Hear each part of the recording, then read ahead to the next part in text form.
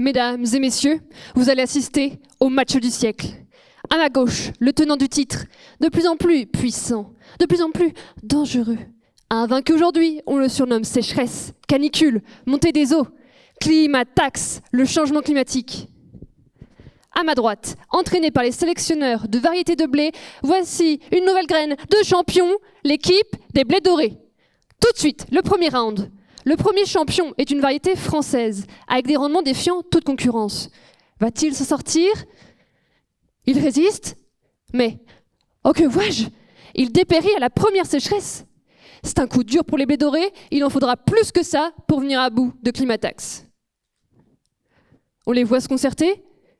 Et oui, on me le confirme, on nous envoie un nouveau champion, issu d'une sélection de 10 ans, entraîné dans les environnements de Climatax. 10 ans de sélection, c'est long.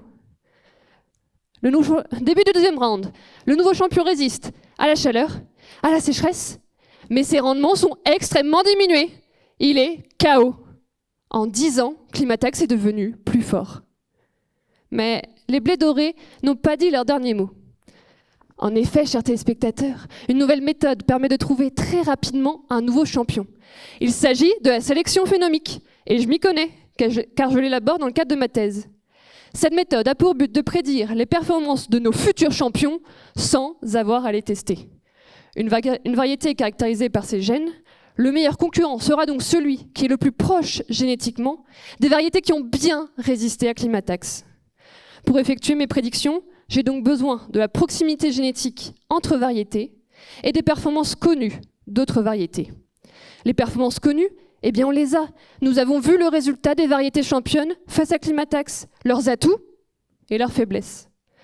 Maintenant, pour déterminer leur proximité génétique avec nos champions potentiels, les blés dorés vont utiliser la lumière qui est absorbée différemment selon les liaisons chimiques qu'elles rencontrent. Sous vos yeux ébahis, les blés dorés vont scanner les grains de chaque variété pour en déterminer leur composition chimique en métabolites, en protéines par exemple, et donc capter indirectement l'expression des gènes. Chaque variété aura donc sa propre signature lumineuse.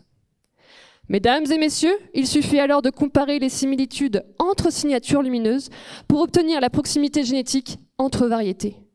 Mon rôle est de trouver le meilleur modèle statistique qui utilise ces données lumineuses pour prédire les performances de nos futurs champions. Ça y est, les performances sont prédites, le champion est choisi, début du troisième round, la tension est à son comble. Va-t-il venir à bout de Climatax ? La suite, après la thèse.